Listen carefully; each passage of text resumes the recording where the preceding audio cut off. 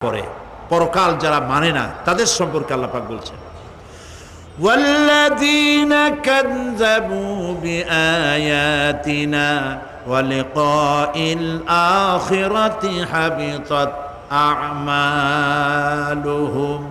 আল্লাহ পাক বলেন যারা পরকালকে অস্বীকার করেছে, আখিরাত যারা মানে না, তাদের জিন্দেগীর সকল আমলগুলিকে আল্লাহ পাক বরবাদ করে দিবেন।